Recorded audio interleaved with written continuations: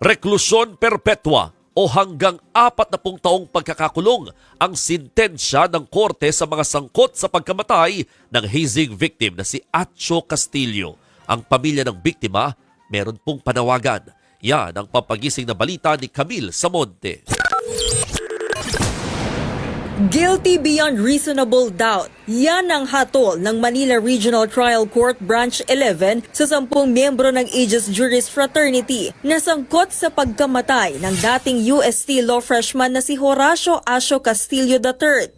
Sa desisyon ng korte, nakitaan ng sapat na paglabag sa anti-hazing law sina Arvin Balag, Min Wei Chan, Axel Munro Hipe, Oliver John Audrey Onofre, Joshua Joriel Macabali, Ralph Trangia, Robin Ramos, Jose Miguel Salamat, Daniel Hans Matthew Rodrigo at Marcelino Bagdan. Hinatulan sila ng reclusion perpetua o hanggang 40 taong pagkakakulong. Pinagbabayad din sila ng kabuang halagang 461,800 pesos para sa actual expenses at tig 75,000 pesos na ibabayad naman sa pamilya Castillo para sa civil indemnity, moral damages at exemplary damages. 22 taong gulang lang si Acho Castillo nang mamatay dahil sa natamo niyang mga injury sa hazing. Kasunod ito ng pagdalo niya sa initiation rites ng Aegis Juris Fraternity noong 2017.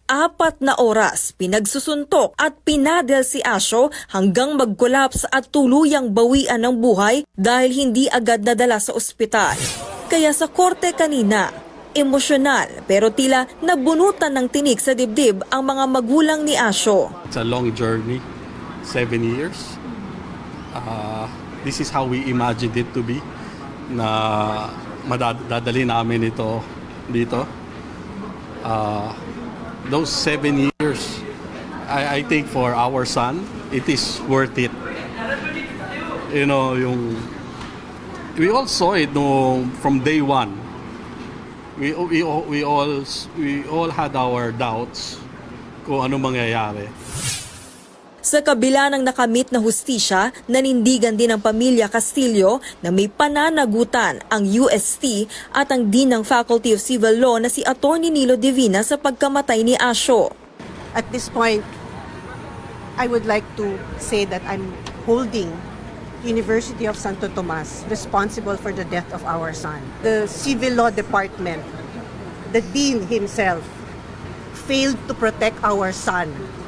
I think it's about time heads should roll in UST. Dati nang naghain ng kaso ang pamilya Castillo laban kay Atty. Divina pero ibinasura ito ng Department of Justice.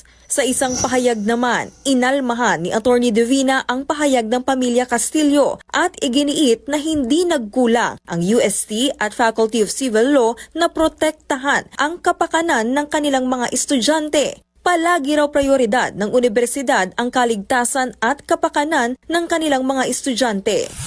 Nagbabalita mula sa Frontline, Camille Samonte, News.